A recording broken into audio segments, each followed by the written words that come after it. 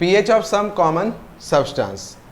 पिछले क्लास में हम लोग डिस्कस कर रहे थे about the pH of any solutions, और आपको बताया था कि पीएच क्या होता है, पीएच का क्या रेंज होता है, और किस रेंज में पीएच वैल्यू होगा तो उसको हम एसिड कहेंगे, और किस पीएच रेंज में हम बेस कहेंगे, और किसको न्यूट्रल सब्सटेंस कहेंगे। अब हम यहाँ पर कुछ कॉमन सब्सटेंस लेते हैं और उसका पीएच वैल्यू को देखते हैं।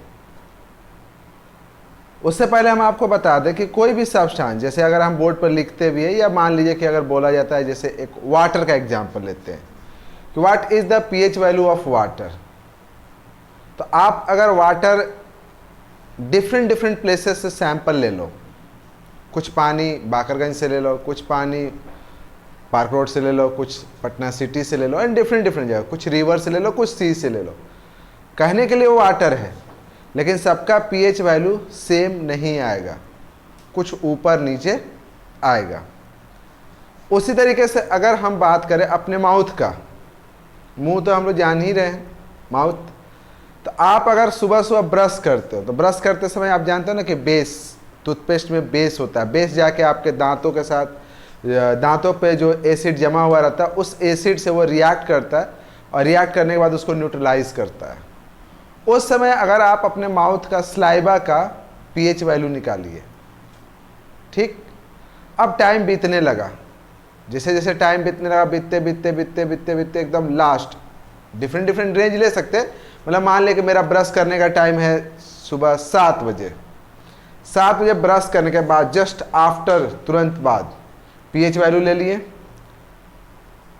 7 बजे 8 9 10 11 12 बजे फिर पीएच वैल्यू उसका निकाल लिए, फिर जो सलाइवा है वो सलाइवा लिए और उसका पीएच वैल्यू चेक किए, फिर 12 के बाद 1 2 3 4 5 6 बजा, फिर शाम में एक बार ले लिए, फिर एक बार रात के 12 बजे ले लिए, और फिर ब्रश से जस्ट पहले लिए सलाइवा का पीएच वैल्यू। क्या सभी टाइम सलाइवा का जो पीएच वैल्यू आएगा वो सेम आएगा? नहीं आएगा, आप चेक करना, ठीक। वहाँ पे क्या होता है, उसका पीएच वैल्यू क्या होता है, नहीं होता है, ये सब हम लोग डिस्कस करेंगे। तो एक्चुअली में हम एक जनरल बता रहे हैं कि जनरल किसी भी कॉमन सब्सटेंस का पीएच वैल्यू क्या होता है। सबसे पहले हम लोग आते हैं हाइड्रोक्लोरिक एसिड। आप जानते हो कि हाइड्रोक्लोरिक एसिड एक स्ट्रॉन्ग एसिड है।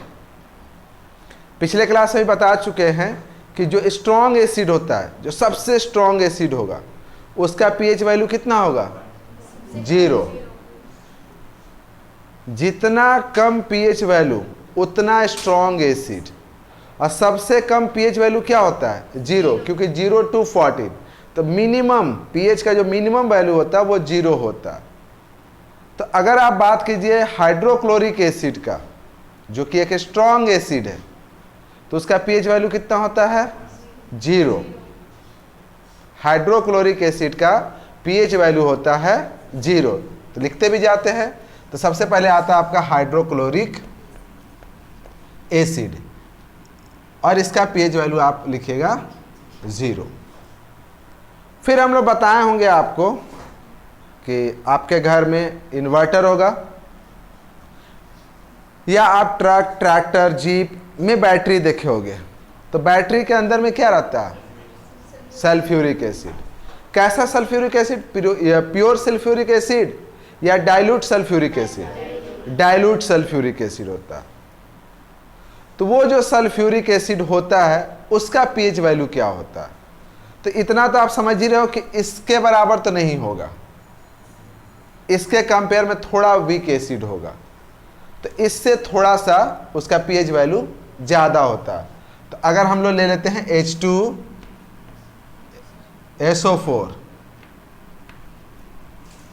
तो इसका जो पीएच वैल्यू आता है वो होता है 1।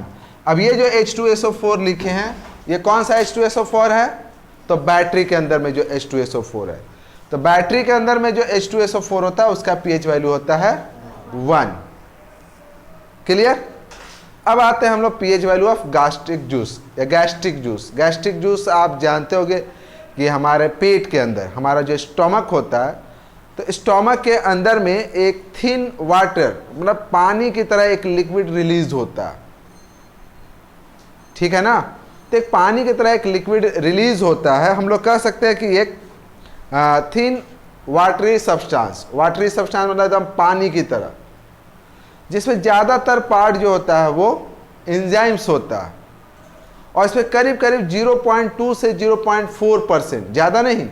आप अगर हम लोग यहाँ पर ले लें गैस्ट्रिक जूस,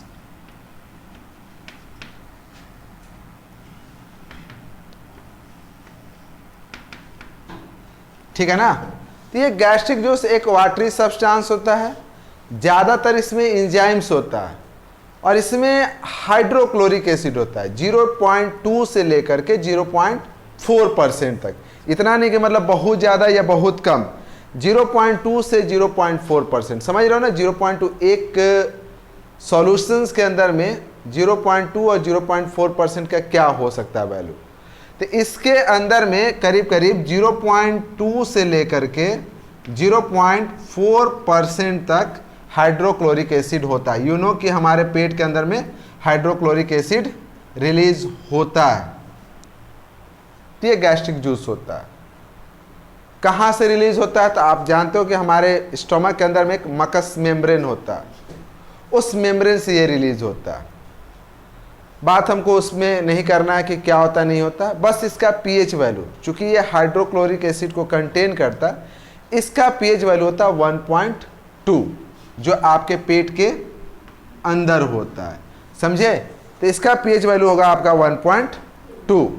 फिर आप बात करते हैं हम लोग लेमन जूस का। आप सभी जानते होंगे, सुबह सुबह उठ करके गर्म पानी, अभी खैर अभी जो दौर चल रहा, इस दौर में कहा जाता है कि सुबह उठ के गर्म पानी तो पीना ही चाहिए, लेकिन अगर गर्म पानी में आप थोड़ा सा नींबू का रस मिला के पीते हो तो सोचिए आपके सेहत पे बहुत अच्छा असर उसका होता है। नींबू पानी हम लोग को पीना चाहिए, ऐसे भी हेल्थ के लिए बहुत अच्छा है, उसमें विटामिन सी भी होता है। लेमन आप जानते होंगे टेस्ट में कैसा होता है, तो खट्टा होता है। आप ये भी पढ़ चुके हैं, तो वो एसिडिक इन नेचर होता है। तो एसिडिक इन नेचर होता है तो उसका पीएच वैल्यू तो होगा, और किस रेंज में होगा, तो 0 to 7 के बीच होगा। इतना तो कंफर्म है ना। जैसे अगर आपसे हम बोल दें कि लेमन जूस छोड़िए, ऑरेंज जूस, तो ऑरेंज इज अ फ्रूट। कैसा फ्रूट्स है, तो एक फ्रूट्स है जो कि स्वाद में खट्टा होता है, तो उसका अगर आप गेस करना हो कि पीएच वैल्यू क्या होता है, तो आप कह सकते हैं कि 0 to 7 के बीच में कुछ हो सकता है, कम ही होगा, ज़्यादा तो नहीं होगा। तो सबसे पहले हम लोग बात कर रहे थे अबाउट किसके बारे में, लेमन जूस के बारे में। तो आपका जो लेमन जूस होता है, लेमन जूस, इसका वैल्यू होता है पीएच वैल्यू 2.2, ठीक है। लेमन जूस का जो पीएच वैल्यू होता है वो होता है आपका 2.2। ये आप सब जानते हो, कॉमन चीज़ है। देखो जितना भी अभी हम लोग पीएच वैल्यू निकाल रहे हैं वो कॉमन सब्सटेंस है, ऐसा नहीं कि आप नहीं जानते हो। फिर एक और इस लिस्ट में आगे बढ़ते हैं, विनेगर। विनेगर के बारे में सबको पता होगा, पता है ना क्या होता है विनेगर। तो विनेगर बताए थे कि acetic acid 5 to 7% of acetic acid mix in water. 5 से 7% एसिटिक एसिड को अगर हम पानी में मिला दें तो उसको हम लोग क्या कहते हैं, विनेगर। तो जो विनेगर का पीएच वैल्यू होता है वो होता है 2.8। विनेगर का जो पीएच वैल्यू होगा वो कितना होगा, 2.8। क्लियर। अब आते हैं हम लोग एप्पल। एप्पल आपको क्या लगता है कि वो एसिडिक इन नेचर होगा, बेसिक होगा कि सॉल्ट होगा, एसिडिक होगा। तो एप्पल का जो पीएच वैल्यू होता है वो होता है 3। एप्पल का पीएच वैल्यू कितना होगा, 3। क्लियर। अब एप्पल के बाद हम लोग बात करते हैं सॉफ्ट ड्रिंक। सॉफ्ट ड्रिंक आप जानते होंगे, बहुत बार आप लोग सुने भी होंगे। सॉफ्ट ड्रिंक क्या होता है, तो कार्बोनेटेड वाटर होता है, उसके अंदर कार्बोनेटेड वाटर होता है, और जनरली हम लोग यूज़ करते हैं। कभी कभी तो वो विटामिन को भी कंटेन करता है। तो जो सॉफ्ट ड्रिंक होता है, सॉफ्ट ड्रिंक का जो पीएच वैल्यू आपका आता है वो भी होता है इसी के अप्रॉक्स एप्पल के बराबर। कितना, 3। तो सॉफ्ट ड्रिंक का भी पीएच वैल्यू आपका हो गया 3। सॉफ्ट ड्रिंक के बाद हम लोग बात करते हैं वाइन एंड बियर। वाइन और बियर आप जानते हो दो अलग अलग चीज होता है। वाइन अलग होता है, बियर अलग होता है। आप में से बहुत सारे को पता भी होगा, बहुत सारे क्या सबको पता होगा कि जो वाइन होता है या बियर होता है वो किस चीज से बनता है। तो आप जानते हैं फ्रूट जूस से बनता है। फ्रूट जूस से बनता है तो इसका मतलब फ्रूट जूस जो ज़्यादातर होते हैं वो एसिड को कंटेन करते हैं। तो ये जो वाइन बनेगा या जो बियर बनेगा वो किस तरह का नेचर होगा उसका, एसिडिक इन नेचर। तो वाइन हो या बियर हो उसका जो पीएच वैल्यू होता है थोड़ा सा इससे ज़्यादा होता है। सॉफ्ट, ये सॉफ्ट ड्रिंक है, समझे, सॉफ्ट ड्रिंक कर दोगे। इसका भी बोले 3। वाइन और बियर, वाइन या बियर, ठीक है ना।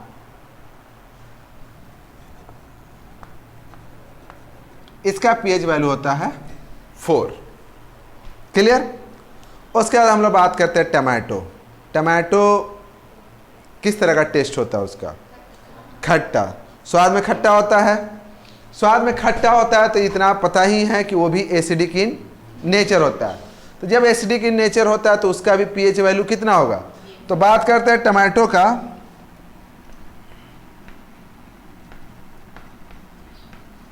तो टमाटोस का जो पीएच वैल्यू होता है वो होता है आपका 4.5। क्लियर। अब फिर इसमें भी क्वेश्चन आप पूछ सकते हैं कि टमाटो का मतलब क्या, पका हुआ टमाटर या कच्चा टमाटर। अगर आप कच्चा टमाटर लीजिएगा तो उसका पीएच वैल्यू 4.5 से ज़्यादा कि कम, कम। अब उसमें भी देखिए एग्जैक्ट ये वैल्यू नहीं है, एवरेज। जितना टमाटर होता है अगर आप मार्केट से टमाटर उठा लीजिए तो सबका टेस्ट इक्वल नहीं होता। तो इसका मतलब सबका पीएच वैल्यू सेम नहीं आएगा। ये टमाटोस का पीएच वैल्यू 4.5 कहने का मतलब हुआ कि एवरेज, अप्रॉक्स रेंज उसका होता है। टमाटोस के बाद अगर हम बात करते हैं तो ब्लैक कॉफ़ी। आप में से कितने को पता है black coffee, black coffee, black coffee का पीएच वैल्यू क्या होगा। ब्लैक कॉफ़ी पता है। ब्लैक कॉफ़ी भी एक साधारण सा कॉफ़ी ही है, ऐसा नहीं कि नाम ही में है कॉफ़ी, ब्लैक कॉफ़ी। लेकिन इसकी खासियत यह होती कि ये थोड़ा सा ज़्यादा कड़वा होता। और इसमें जो हम लोग कॉफ़ी बनाते समय जो मिल्क, शुगर ये सब मिलाते हैं ना, इसके साथ मिलाते हैं कि नहीं मिलाते हैं। ब्लैक कॉफ़ी में नहीं मिलाते। अगर आप में से बहुत को पता होगा तो ब्लैक कॉफ़ी जो लोग पीते हैं ऐसे देखिएगा तो कलर में ब्लैक होगा, हेल्थ के लिए ज़्यादा अच्छा होता है। तो ब्लैक कॉफ़ी का जो पीएच वैल्यू होता है वो आपका होता है 5। ठीक। तो इसका ब्लैक कॉफ़ी का पीएच वैल्यू हो गया आपका 5। ह्यूमन सलाइवा, सलाइवा तो आप जानते ही होंगे, सुनते भी होगा। अभी आप किसी मिठाई के दुकान में चले जाओ, क्या होगा फिर वहाँ पे, लार टपकना शुरू हो जाता है। वो जो लार होता है उसी को हम लोग क्या बोलते हैं। बचपन में याद होगा कि सबके गले में मम्मी जो थी एक रुमाल बांध देती थी, याद है। बच्चा लोग का यहाँ पे गला में रुमाल बांधा जाता था, किस लिए, ताकि उसका जो लार टपके तो उसका नीचे का कपड़ा गंदा नहीं हो। दैट्स अ सलाइवा, वो सब सलाइवा। सलाइवा अभी भी आपके मुंह में आ जाएगा अगर कुछ अच्छा चीज़, आपके फेवरेट चीज़ आपके सामने रख दिया जाए तो सलाइवा का हम लोग पीएच वैल्यू बात करते हैं। तो अच्छा, जब हम ये स्टार्ट किए थे उसी समय बता दिया कि सलाइवा जो होता है उसका पीएच रेंज चेंज करता है थ्रू आउट द डे, पूरे दिन। ब्रश करने से पहले आप देखिएगा आपका मुंह जो होगा हल्का खट्टा खट्टा लगेगा, अजीब सा लगेगा। ब्रश करने के बाद थोड़ा सा डिफरेंट टेस्ट हो जाता है मुंह का। आप ऐसा कीजिए 3-4 दिन ब्रश नहीं कीजिए, फिर आप अपने मुंह का टेस्ट देखिए। अरे यहाँ पे आदमी साइंस के लिए कुछ भी कर सकता है। यहाँ तो 3 दिन ब्रश ही नहीं करना है, एक ह्यूमन साइंटिस्ट है, लड़की जो 22 साल की है, वो बोले कि हम अपने ऊपर वैक्सीन का टेस्ट करेंगे, मतलब अपने जान को जोखिम में डालेंगे, लेकिन टेस्ट करेंगे, ठीक है ना, उससे स्टडी में थोड़ा सा आसानी मिलेगा। तो आपको भी स्टडी करना है, स्टडी करना प्रैक्टिकल वे में समझना है कि क्या है ये। तो 3-4 दिन क्या 10-20 दिन तुम ब्रश नहीं करो, ठीक। चलो, तो ह्यूमन सलाइवा, ह्यूमन सलाइवा का जो पीएच वैल्यू होता है वो होता है 6.4 एवरेज ह्यूमन सलाइवा, ये हो गया आपका 6.4। ह्यूमन सलाइवा के बाद हम लोग बात करते हैं रेन वाटर। रेन वाटर में भी देखिएगा, बताएंगे आगे चल के। ऐसे रेन वाटर आप ले लीजिए जो बारिश होती है, इसका जो पीएच वैल्यू होता है वो अप्रॉक्स 6.5 के करीब में होता है, ठीक है ना, 6.5, क्लियर। लेकिन इसमें भी है कंडीशन कि रेन, नॉर्मल रेन, अगर एसिड रेन हो गया तो उसका पीएच वैल्यू कम होता है। एसिड रेन का अगर तुम देखोगे तो एसिड रेन का जो पीएच वैल्यू होता है 5 to 5.5 होता है। अब ये वाटर में भी बहुत सारा कंडीशन है। अब इसमें अगर एसिड रेन हुआ, एसिड रेन, तो इसका जो पीएच वैल्यू होगा वो होगा आपका 5 to 5.5, ठीक। रेन वाटर हो गया, एसिड रेन हो गया, वो भी पानी है। डिस्टिल्ड वाटर, आप जानते हो डिस्टिल्ड वाटर, तो डिस्टिल्ड वाटर का पीएच वैल्यू कितना होता है 7, ठीक है ना। आपको याद रखना है कि जो डिस्टिल्ड वाटर होता है उसका जो पीएच वैल्यू होता है 5 to 7 के बीच होता है, 5 to 7। तो हम यहां पे अगर लिखेंगे डिस्टिल्ड वाटर,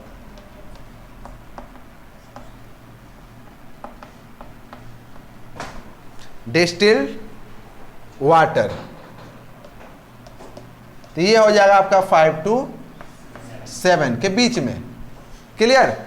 उसके बाद आपका बात करते हैं हम लोग कि common bottled water. Common bottled water मतलब जो हम लोग बॉटल का पानी पीते हैं, जो मार्केट में मिलता है। कौन कौन सा मिलता है आप लोगों को तो कंपनी पता ही होगा। उसमें आता है एक एक्वागार्ड, और अगर वही आप ट्रेन पर चल जाए तो एक्वागार्ड का कुछ और नाम हो जाता है ना।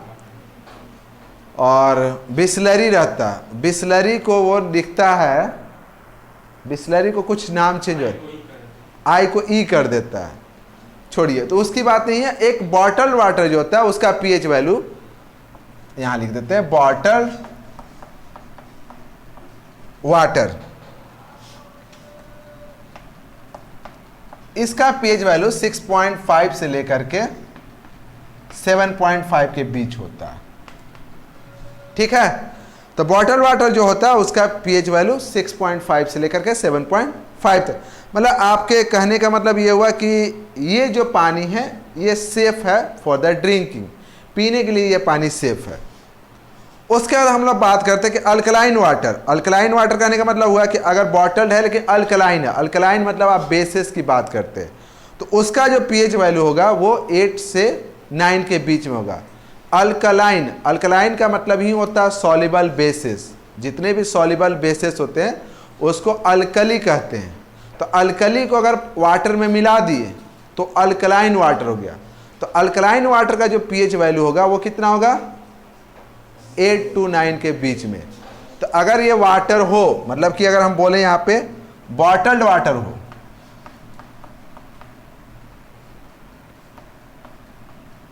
लेकिन अल्कलाइन हो, तो इसका पीएच वैल्यू आपका हो जाएगा 8 to 9। मतलब कि समझिए कि ये पूरा बेसिस होता है, ये आप पी नहीं सकते हो। Ocean water, ocean water, ocean water का पीएच वैल्यू 8 होता है, ठीक है ना। तो अगर आप यहां पर बात कीजिए ओशियन वाटर, तो ओशियन, ओशियन वाटर का पीएच वैल्यू कितना होगा, ये भी बेसिक इन नेचर होता है। ये तो खैर ये भी बेसिक इन नेचर है, ये भी बेसिक इन नेचर है, ठीक है ना। इसको हम लोग यूज पीने में तो खैर नहीं कर सकते हो। तो आप अगर पानी में भी देखिए तो रेन वाटर हुआ तो 6.5, एसिड रेन हुआ तो 5 to 5.5, distilled water 5 to 7, bottle water जो हम लोग पीते हैं 6.5 से 7.5। उसके बाद अगर हम लोग आप बात करते हैं मिल्क का, जो हम लोग दूध पीते हैं उसका पीएच वैल्यू 6.8 होता है। ठीक, तो जो हम लोग मिल्क पीते हैं उस मिल्क का पीएच वैल्यू 6.8 होता है। ये थोड़ा सा याद रखिएगा। क्लियर। अब बोर्ड पे ज़्यादातर जितना भी दिखा हुआ है, अगर इधर से कुछ को हटा दो, जैसे 1, 2 और ये इसको थोड़ा सा रेंज हटा दो, तो ज़्यादातर जो सब्सटेंस लिखे हुए हैं उनका पीएच वैल्यू 7 और बिलो 7 है। इसका मतलब ये सारे सब्सटेंस क्या हैं? Acidic in nature. ठीक है ना, इनका जो नेचर है वो एसिडिक है। अब थोड़ा सा बेसिक इन नेचर वाले सब्सटेंस के बारे में बात करते हैं। अब आते हैं प्योर वाटर। प्योर वाटर हम लोग बता चुके हैं कि प्योर वाटर हम लोग पीते नहीं, डिस्टिल्ड वाटर। तो प्योर वाटर जो होता है उसका पीएच वैल्यू 7 होगा। प्योर वाटर का पीएच वैल्यू 7 होगा। क्लियर। प्योर वाटर के बाद अगर हम लोग बात करें तो ह्यूमन ब्लड, हमारा जो ब्लड है इसको पहले इरेज कर देते हैं, फिर उसके बाद हम लोग कुछ और बात करते हैं।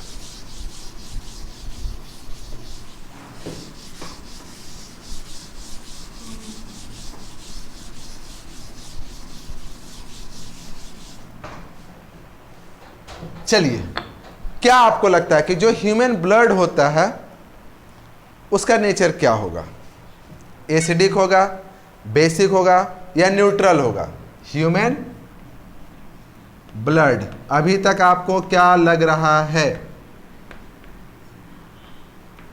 ह्यूमन ब्लड का जो पीएच वैल्यू होता है वो होता है आपका 7.4।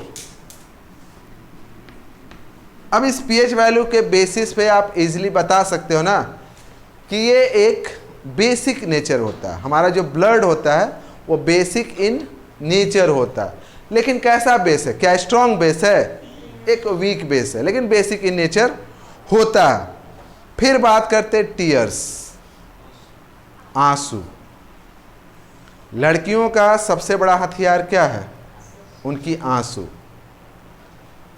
इमोशनल अत्याचार बोलते हैं ना कि आप, तुम देखो, ज़्यादा ड्रामा नहीं करो, तुम इमोशनल अत्याचार कर रही हो। भाई और बहन में झगड़ा होता है, भाई 4 फैट खा लेता है, एक फैट मारने की कोशिश करता है, उससे पहले ही उसका पूरा का पूरा आंसू बाहर आ जाता है। उसमें से कभी आप देखे होगा कि कुछ आंसू जो होता है ना, बूंदे, वो यहाँ से निकलते हुए और फिर आपके मुंह के अंदर इन कर जाता है। कभी टेस्ट किए होगे आंसू? कर लेना, इसमें कौन सी बड़ी बात है। कभी कभी किसी किसी का जब आंसू निकलता है ना तो वो नाक से भी कुछ मटेरियल निकल जाता है, दोनों पैरेलली निकलता है। पैरेलली आप समझते हो ना, दोनों एक साथ सीधा, और फिर दोनों कहाँ इन कर जाता है? फिर तो आप देख ही रहे हो कि वहाँ पे एक खाई नुमा एक जगह होता है, गड्ढे टाइप का, तो पानी दोनों उसी में चला जाता है। फिर आप टेस्ट कीजिएगा दोनों का टेस्ट क्या है, और उस टेस्ट के बेसिस पे आप उसका पीएच वैल्यू बता सकते हो। जब हम ये बात बोल रहे हैं तो आपको लगता होगा या होता है ना, कभी भी आप कफिंग करते हैं, वो चीज़ मेरे मुंह के अंदर आता है, फिर मुंह से हम बाहर फेंकते हैं। अब सोच के देखिए कि फिर तो आपको घिन नहीं आया, मुंह में आप उसको रखे हुए भी रहते हैं बहुत ज़्यादा देर तक। किसी किसी को मान लो क्लास के अंदर बैठे हुए खांसी आ गया, कफ पूरा का पूरा मुंह में आ गया, सेम कफ जिससे आप घिना रहे मुंह में है ना, फिर आप उसको बाहर फेंकते हो, तो अब उसी से बताइए उसका टेस्ट कैसा होता है? हल्का नमकीन टाइप आपको लगेगा। अब ये मत बोलना कि नहीं सर ऐसा थोड़ी ना होता, हम थोड़ी ना जानते हैं। हर इंसान का ऐसा होता है, हर कोई अपने मुंह में कफ को कभी ना कभी रखा होगा। ऐसा नहीं हुआ कि आया बस सटाक से फेंक दिए। चलिए आंसू का बात कर रहे थे, आंसुओं पे थोड़ा कंट्रोल रखिएगा। आंसू निकलना चाहिए, आपको पता है कि नहीं? आंसू निकलता है तो उससे हमारी आंखें जो होती है थोड़ा सा साफ हो जाता है। कुछ लोग कहते हैं कि रोने से, जब आंसू निकलता है तो दिमाग का जो तनाव है थोड़ा सा कम होता है, तो इसीलिए खुल के रोना चाहिए, ठीक है ना। खुल के रो, जितना रो सकती हो। और वो देखे ही होगी कि मतलब विदाई के टाइम में जो लड़की रोती है जिस तरीके से खुल के रोती है, तब ऐसा रोती है कि लगता है कि पूरा दुनिया उसको मतलब त्याग दिया है। लेकिन बस वो 5-10 मिनट का ही होता है, फिर उसके बाद बात कर रहे थे हम लोग टीयर्स, वही आंसू की, कि उस आंसू का पीएच वैल्यू क्या होता है। रोते समय कभी सोची भी नहीं होगी कि जो आंसू निकाल रहे हैं उसका पीएच वैल्यू भी मेजर कर लेते हैं।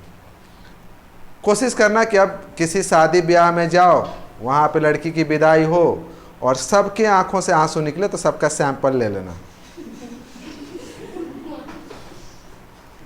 अरे सैंपल ले लेंगे।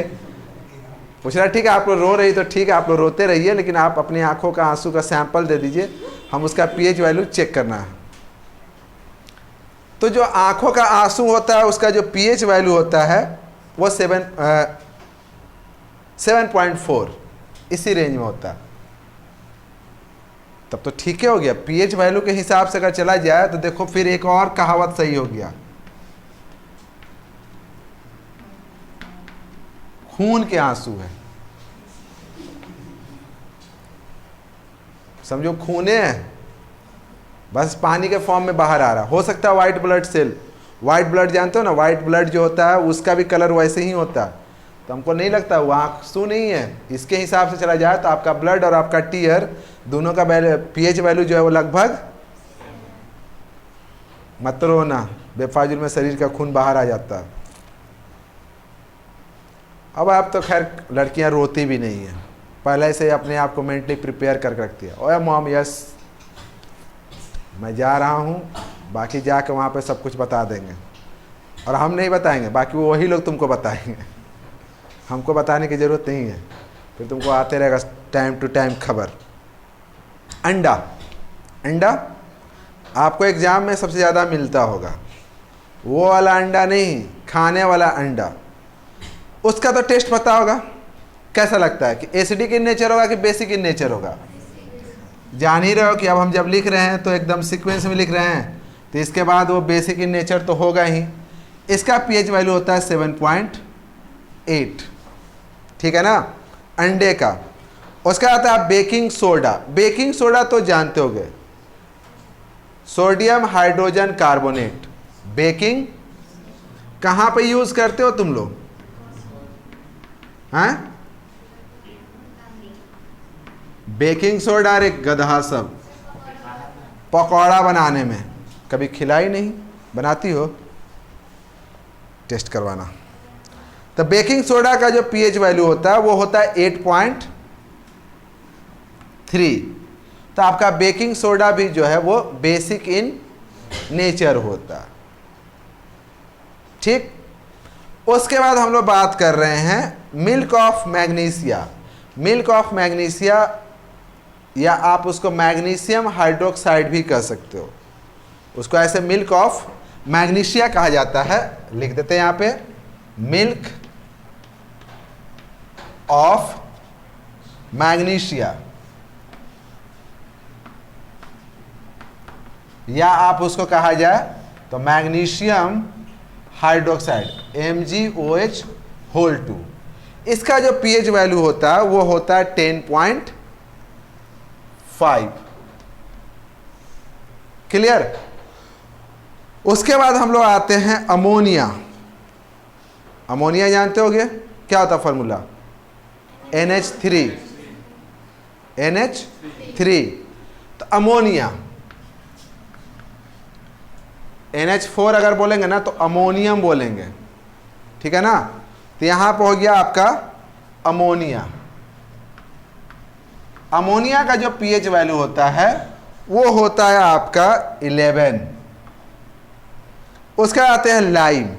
लाइम को आप केमिकल फार्मूला लिखें तो कैल्शियम हाइड्रोक्साइड, ऐसे उसको लाइम कहते हैं, और नहीं तो उसको क्या बोलते हैं? Calcium hydroxide. अमोनिया को आप NH3 याद कर लेना कि इसको हम लोग NH3। अब कहेंगे लाइम। लाइम और नहीं तो कैल्शियम हाइड्रोक्साइड, ये इसका केमिकल फार्मूला है। हाइड्रोक्साइड मतलब कि बेस ही है, एक अच्छा स्ट्रॉन्ग बेस होता है ये। तो इसका पीएच वैल्यू होता है 12.4। सबसे स्ट्रॉन्ग बेस जो होता है वो होता है आपका सोडियम हाइड्रोक्साइड, ठीक है ना, NaOH, सोडियम हाइड्रोक्साइड। तो सबसे स्ट्रॉन्ग बेस का बोलने का मतलब इसका पीएच वैल्यू कितना होगा, आप तो गेस कर ही लो, सबसे स्ट्रॉन्ग। इसका पीएच वैल्यू हो गया 14। एक और है आपका ओवन क्लीनर। आप जानते होगा ना कि बहुत सारा ओवन देखे होगे या बर्तन वर्तन देखे होगे, उस पर हल्का जंग रस्ट टाइप का लगता है। रस्ट जो होता है वो एक्चुअली में क्या होता है कि जो मेटल का सरफेस होता है वो ऑक्साइड से रिएक्शन करता है, और ऑक्साइड से रिएक्शन करने के बाद क्या बना लेता है, मेटालिक ऑक्साइड का एक लेयर बनाता है और फिर रस्ट लग जाता है। उसको साफ करने के लिए फिर हम लोग आप बेसिस का यूज़ करते हैं, उसी में आपका आता है ओवन क्लीनर। ओवन क्लीनर जो होता है वो भी एक स्ट्रॉन्ग बेस होता है। तो जो ओवन क्लीनर होता है अगर एक स्ट्रॉन्ग बेस है तो इसका पीएच वैल्यू कितना होना चाहिए, 13.8, करीब करीब 14 के बराबर है। ठीक है यहाँ तक। तो ये कुछ जनरल हम लिखें और उसका पीएच वैल्यू लिखें। आप पीएच वैल्यू के बेसिस पे जितना भी हम लोग सब्सटेंस हम बोर्ड पर लिखें कि उसका पीएच वैल्यू भी लिखें, उस पीएच वैल्यू के बेसिस पे आप इजीली बता सकते हो कि कौन स्ट्रॉन्ग एसिड है, कौन स्ट्रॉन्ग बेस है और कौन न्यूट्रल सब्सटेंस है, ठीक ना।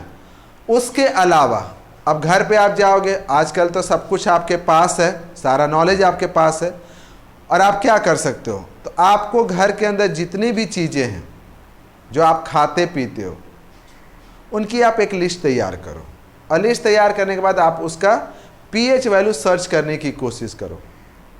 आपको अच्छा भी लगेगा, अब थोड़ा समझ में भी आएगा। पीएच वैल्यू पहले निकालते शायद तो आपको पता नहीं चलता कि हम क्या कर रहे हैं। कहीं पर आप पहले से ऐसे लिखा हुआ देखते, मान लो कि कहीं पर लिखा रहता है ह्यूमन ब्लड और पीएच वैल्यू 7.4, तो आपका दिमाग में कुछ रिएक्शन नहीं होता। लेकिन अगर अब आप किसी जगह पे ये 7.4, 7.8 ये लिखा हुआ देखिएगा तो आपके दिमाग में एक रिएक्शन होगा कि 7.4 का मतलब करीब करीब ये न्यूट्रल टाइप का सब्सटेंस है। जैसे जैसे वो आगे बढ़ रहा है तो मतलब उसका जो नेचर है वो बेसिक होते जा रहा है, जैसे जैसे कम होगा वो एसिडिक होते जाएगा। इस तरीके से आप कंपेयर कर सकते हो। खाने पीने की चीज़ें जो है ज़्यादा एसिडिक इन नेचर भी नहीं चाहिए, ज़्यादा बेसिक इन नेचर भी नहीं चाहिए। आप ये काम करना थोड़ा सा, ठीक है। एक चीज़ और बताते हैं आपको, अभी आप देखे होंगे कि मिल्क का पीएच वैल्यू कितना लिखे थे, 6.8, और बेकिंग सोडा का कितना लिखे हैं, 8.3। अब थोड़ा सा इस पर डिस्कस करते हैं। आप जानते हो कि जो मिल्क होता है, मिल्क को अगर आप लाते हो, लाने के बाद क्या करते हो, सबसे पहले गरम कर देते हैं। गरम कर देते हैं ताकि उसमें कोई बैक्टीरिया होता है। आप जानते हो कि एक बैक्टीरिया जो होता है वही बैक्टीरिया उसको दही में जमने में या दही में कन्वर्ट करने में हेल्प करता है। एक्चुअली में क्या होता है ना कि धीरे धीरे जो मिल्क होता है उसका पीएच वैल्यू घटता है, और घटते घटते घटते एक सर्टेन रेंज आता है, तो उसके बाद वो मिल्क जो है कन्वर्ट हो जाता है किस चीज़ में, कर्ड में। ठीक है, मिल्क जो होता है वो किस चीज़ में कन्वर्ट हो जाएगा, कर्ड में। तो जब उसका पीएच वैल्यू घटेगा तो मिल्क जो होगा कन्वर्ट किस चीज़ में हो जाएगा, कर्ड में। या हम कहते हैं दूध खट्टा हो गया, आप एक हम लोग जनरल भाषा बोलते हैं, दूध खट्टा हो गया। दूध खट्टा हो गया मतलब दूध फट गया। 2-3 बार तो हम सोचे तो मतलब अचानक से सुने दूध फट गया, बोले दूध कैसे फट गया, साला पानी कैसे फट जाएगा, पानी फाड़ देंगे, कपड़ा थोड़ी ना है, पेपर थोड़ी ना कि फट गया। आप भी सुनते होगे ना, मम्मी यही है ना बोलती है कि दूध फट गया। कभी आप पूछना तो उनसे दूध फट गया मतलब, ऐसा पूछिएगा मत, तो पता चलेगा कि आप फट जाएगा। दूध फटना मतलब आप समझते हो। एक्चुअली में क्या होता है कि दूध का एक सर्टेन पीएच वैल्यू होता है और एक सर्टेन रेंज में होता है। जैसे उसका पीएच वैल्यू फॉल करेगा और फॉल करने के बाद एक सर्टेन रेंज से नीचे जाएगा, वो फट जाएगा, मतलब खराब हो जाएगा। और खराब होने के बाद जानते हो ना कि देखिएगा वो हल्का खट्टा टाइप का हो जाता है। अब आप एक दूध वाला हो, क्या हो? दूध वाला हो, और आपको दूध बेचना है घूम घूम के पूरे शहर में। अब आप दूध ले लिए, जानते हो कि इस तरह का एक जार आता है, आपके कस्टमरों की तादाद कुछ ज़्यादा है, आप चाहो तो निकिता से भी संपर्क कर सकते हो, उसके पास है 20-25 भैंस, इस तरह का देखा होगा ना, इस तरह से। अब इसमें वो दूध भर लिए तुम, भर के बाल्टी कहाँ रखे? साइकिल पे, और लेके चल दिए। धीरे धीरे क्या होगा कि ये दूध जो है उसके अंदर बैक्टीरिया जो होता है ना वो ग्रोथ करता है, वो करेगा तो यहाँ पे एसिड का फॉर्मेशन होगा। और जब इस दूध के अंदर में एसिड का फॉर्मेशन होगा तो जो उसका पीएच रेंज है 6.8, तो धीरे धीरे वो क्या होगा? कम होते जाएगा। अगर आप दूध बेचने में थोड़ा ज़्यादा टाइम लगा दिए और एक सर्टेन रेंज में पीएच वैल्यू आ गया तो फिर आप जाइएगा, आधा यहाँ तक दूध बिकेगा और इसके नीचे फटेगा। अब आपको इस दूध को खराब होने से, खट्टा होने से बचाना, तो कैसे बचाएगा? तो मिल्कमैन जो होता है, दूध वाला या दूध वाली, दोनों बोल, ऐसा थोड़ी ना था कि दूध वाला ही होता है, दूध वाला होगा तो दूध वाली भी होगी। वो हल्का मात्रा में, ज़्यादा नहीं, थोड़ा बहुत मात्रा में बेकिंग सोडा मिला देता है। किधर गया बेकिंग सोडा? ये क्या करता है कि दूध में थोड़ा हल्का मात्रा में मिला देता है। मिलाने से क्या होगा कि उसका पीएच वैल्यू बढ़ जाएगा, और जब पीएच वैल्यू बढ़ जाएगा तो उसको कम होने में, उतना रेंज में आने में जिससे कि दूध खराब हो जाए, थोड़ा ज़्यादा टाइम लग जाएगा। मान लो कि 6.8 है, तो 6.8 अगर मान लिया दूध जो है 6.5 या 6 पे जाके खराब हो जाता है, तो उसको हम पीएच वैल्यू को बढ़ा दिए, 7, 7.2 और 7.5 पहुंचा दिए, तो उसको घटने में थोड़ा टाइम लगेगा ना। तो क्या होता है कि मिल्कमैन जो होता है उसके अंदर में क्या मिला जाता है? थोड़ा बहुत मात्रा में। ये नहीं कि लेके 5 लीटर दूध था, 2 लीटर बेकिंग सोडा मिला दिया, नहीं, थोड़ा कम मात्रा, तब तो खैर खराब नहीं होगा, बहुत खराब हो जाएगा। थोड़ा बहुत मात्रा में उसमें बेकिंग सोडा मिला देता है, जिससे मिल्क का जो पीएच वैल्यू होता है वो बढ़ जाता है, जिससे थोड़ा ज़्यादा टाइम तक वो दूध जो होता है वो सेफ रहता है, खराब नहीं होता है। ये एग्ज़ाम में बहुत बार पूछा है, why the milkman mix baking soda in the milk. तो क्यों करता है? तो दूध को प्रिजर्व रखने के लिए लंबे टाइम तक। तो क्या ये दूध को 2, 4, 10 दिन तक भी प्रिजर्व करके सकता है? ना भैया, एक थोड़ा सा है, 2, 4, 10 घंटा बढ़ा सकता है, 2, 4 दिन बहुत ना होता है। फिर हर बार उसमें बेकिंग सोडा मिलाते रहेगा तो पता चला कि दूध का टेस्ट खत्म, बेकिंग सोडा का टेस्ट आ गया। तो कुल मिलाकर के आप ये समझ गए होंगे कि यहाँ पे what is the value of pH value of general common substance that we use in our daily life, कि हम जो डेली लाइफ में जो सब्सटेंस यूज करते हैं उसका पीएच वैल्यू क्या है। अभी तक, मतलब आज के क्लास से पहले तक या कल से पहले तक, आपको शायद इस सब के बारे में कभी आप सोचे भी नहीं होंगे कि ऐसा भी कुछ होता है। अब अभी जा करके ना तुम पीएच वैल्यू ऑफ टूथपेस्ट पता करना कि टूथपेस्ट का ये पीएच वैल्यू कितना है। तो एक तो आप कंफर्म है कि जो भी होगा 7 से लेकर 14 के बीच में होगा। बिटर गार्ड, करेला, वो तो आप बोलते हो तो लगता है कि हाँ बिटर गार्ड यहाँ पे है। करेला का पीएच वैल्यू कितना हो सकता है? कुछ नहीं, तो रेंज तो जरूर बता सकते कि 7 से लेकर 14 के बीच में, और थोड़ा से ज़्यादा कड़वा है तो 8-9 तो हो ही जाना चाहिए। तो आप इन सब चीज़ों को क्या कीजिए ना कि थोड़ा सा गूगल बाबा के हेल्प से सर्च मारिए, एक लिस्ट तैयार कीजिए, बस अपने लिए, ये नहीं कि जरूरी है कि एग्जाम क्या सर एग्जाम में आएगा। आप एग्जाम पॉइंट ऑफ व्यू से ये मत सोचिए कि एग्जाम पॉइंट ऑफ व्यू से हम इसको पढ़ रहे हैं। आप अपना सेल्फ नॉलेज डेवलप करने के लिए ये सब काम कीजिए। सेल्फ नॉलेज भी एक चीज़ होती है। इंसान जो पढ़ता है तो सिर्फ इसलिए नहीं पढ़ता है कि उसको जाके एग्जाम में लिखना है, बल्कि कुछ इसलिए पढ़ता है ताकि उसके पास कुछ जनरल नॉलेज हो जो उसको घर के अंदर, समाज के अंदर जिंदा रखने में हेल्प करे। तो आपको जनरल नॉलेज के लिए भी पढ़ना है। ऐसे इसमें ज़्यादा कुछ नहीं आता। एक क्वेश्चन जो बता देना कि मिल्कमैन जो है वो बेकिंग सोडा क्यों मिलाता है, ये क्वेश्चन कई बार पूछा है, तो आप देखिएगा कहीं क्वेश्चन बैंक उठाएगा तो वो मिलेगा। ठीक है, तो फिलहाल इतना ही रहने दीजिए और आपको जो बोले हैं वो काम आप करके रखोगे। कम से कम 50 सब्सटेंस, 50 सब्सटेंस जो आपके घर के अंदर हैं, आप खासकर खाने पीने की चीज़ें ही उठा लीजिए। कप सिरप ले लीजिए कि कप सिरप का पीएच वैल्यू क्या है, और फिर आप लिख करके लाइए, शो कीजिए। ठीक है।